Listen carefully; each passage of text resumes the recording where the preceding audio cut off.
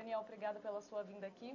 Você está apresentando um trabalho na BMF Bovespa sobre os contratos negociados com etanol, tanto aqui na Bolsa quanto em bolsas internacionais.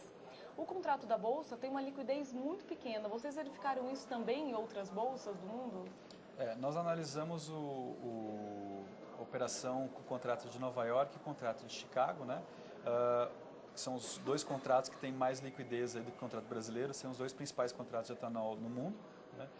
Um dos contratos de Chicago ainda é muito pouco operado, né? Mas ainda assim mais do que o da BMF, e o contrato de Nova York tem um volume operado em torno de 10 a 15 vezes maior que o da BMF, mas ainda pouco significativo se comparado a outros contratos agrícolas que se opera de commodities no mercado americano. Né?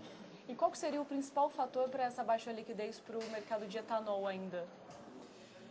Eu acho que existe um fator, existem vários fatores, né? A gente poderia elencar esses fatores. Primeiramente, a padronização da commodity. Então, primeiro você tem dois subprodutos, tem o anidro hidratado, né? E o anidro sofre os mandatos de quanto deve se adicionar na gasolina, né? O outro fator que é de padronização ainda, no hidratado você tem padronizações distintas no mercado europeu, mercado americano, mercado brasileiro, que toleram níveis de água misturado com etanol hidratado, né? E no mercado brasileiro se tolera um nível maior do que no mercado europeu, por exemplo. Então a padronização é um fator, e dentro do aspecto de padronização você tem também a matéria-prima. Qual é a fonte para gerar etanol? Você tem dois principais países produtores, Brasil e Estados Unidos, né? Você tem duas matérias-primas distintas, seria milho e cana-de-açúcar. Você tem também a possibilidade de fazer com arroz, com mandioca, com trigo, tem um pouco de produção de trigo, etanol de trigo no Canadá, na União Europeia. Então, a volatilidade de preço, o aspecto de custos dessas matérias-primas acabam afetando, né, os custos de produção de etanol em cada um desses países. Então, você tem fatores afetando os custos do mesmo produto no mercado externo. Né? Então, esse é um outro fator para ter uma baixa liquidez. Essa pergunta era sobre a liquidez, né? Se você está me esquecendo. Um outro fator é o baixo comércio internacional. Né? Então, você tem muitas barreiras ainda impostas aos países, tem muita restrição ao comércio internacional de etanol. Primeiro que a utilização é baixa, né, na matriz de combustíveis de maior parte dos países desenvolvidos. Baixa ou recente, se for comparar ao caso americano. A União Europeia tem um mandato para se entrar em vigor a partir de 2020, mas esse mandato não menciona o etanol especificamente, mas o biocombustível. Né? E tem toda a questão do medo da segurança alimentar. Né? Então, vou usar alimento para fazer etanol.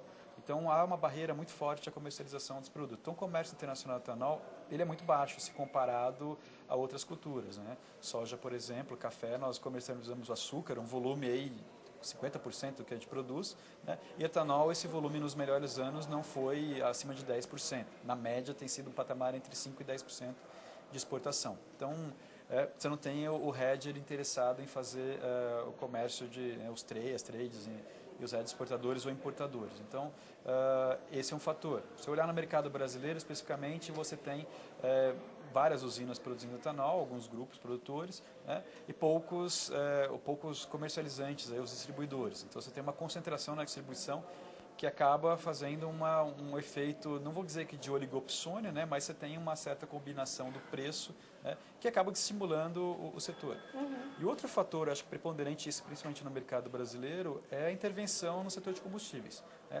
sobretudo aí no período pós-crise de 2008, quando o governo federal adotou uma política de segurar os preços de gasolina, né, visando aí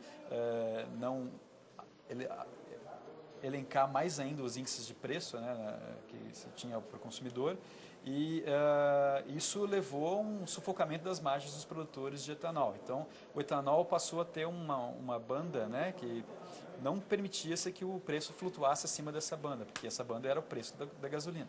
Né?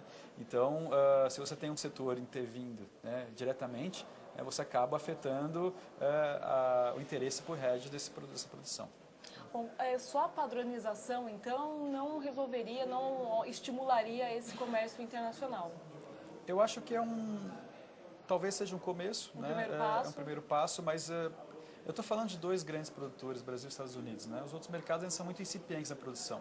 Né? Se você tem mercados como o mercado chinês, indiano, que comecem a produzir de fontes, cada uma de sua própria fonte, você começa a criar um mercado potencial de comércio internacional, independente da padronização, né? Porque eu acho que a padronização ainda assim ela é possível de se reverter, é só mudar o processo industrial em pequena escala que você consegue fazer essa padronização e exportar, né? Porque a gente tem, por exemplo, o consumo de arroz no Brasil, arroz tipo 1, arroz agulhinha, mas isso não quer dizer que a gente não exporte arroz basmático para o Oriente Médio. Tá? É simplesmente uma adequação aí com o seu consumidor, né? A partir do momento que todo mundo começar a produzir e o consumo for liberado, tiver menos regulação nesse mercado, né, isso vai naturalmente permitir um maior comércio internacional de etanol. O governo brasileiro esteve há pouco na Índia, em uma visita oficial por lá, e eles estimularam essa produção de etanol na Índia, que eles produzem cana-de-açúcar lá. Primeiro, para que a Índia consiga ter 2 produtos também a partir da cana-de-açúcar, não ser tão refém do mercado de açúcar internacional, mas também visando essa possibilidade de um mercado internacional de etanol. Seria interessante mesmo para o Brasil ter um grande player produzindo etanol a partir da cana-de-açúcar também? No primeiro momento, a gente pensaria que seria um grande concorrente, né? Ser o segundo maior produtor mundial de cana-de-açúcar, né? Seria um grande concorrente, mas, por outro lado, poderia ser bom para o mercado dos produtores de açúcar, né? Mas eu acho que no aspecto, se a gente vier lá atrás, de Jean-Baptiste Say, né?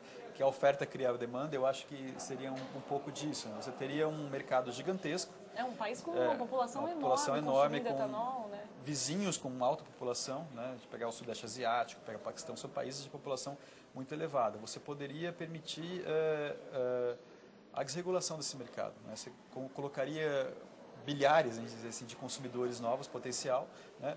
E as pessoas demandariam mais esse produto, né? Teria-se talvez uma intensificação do comércio internacional, né? Isso parte principalmente se tiver uma desregulação das tarifas alfandegárias, das cotas de importação, né? E que haja um estímulo aí, algum tipo de incentivo dos governos para estimular o consumo, não necessariamente tarifário, né? Mas incentivo de conscientizar a população que é uma nova matriz energética mais limpa, sem tanta emissão de CO2 e tudo mais. Você acredita que se o mercado internacional, se tiver esse mercado internacional de etanol, a política pública aqui do Brasil vai interferir menos, não vai conseguir interferir tanto nesse mercado como acontece hoje? Eu acho que você criaria um novo concorrente, né, que o mercado doméstico perderia. Certamente os consumidores brasileiros perderiam se tivesse uma regulação do preço da gasolina, perderiam no sentido de consumir o etanol, né? Mas você criaria potenciais novos consumidores no mercado internacional, né? Isso seria bom para o setor, porque o setor teria a possibilidade de exportar se os preços do mercado doméstico estivessem baixos e se estiver baixo por causa de uma intervenção no preço do produto substituto, que seria a gasolina, né? Então, certamente, o comércio internacional impulsionaria a demanda por hedge, né, por contratos futuros, porque você criaria novos players interessados em negociar esse produto. Ok, muito obrigada pela sua vinda e pela sua explicação. Obrigado, você. Vocês acabaram de ouvir a entrevista com o Daniel Henrique Capitani, ele é professor da Universidade de Campinas. Voltamos ao programa.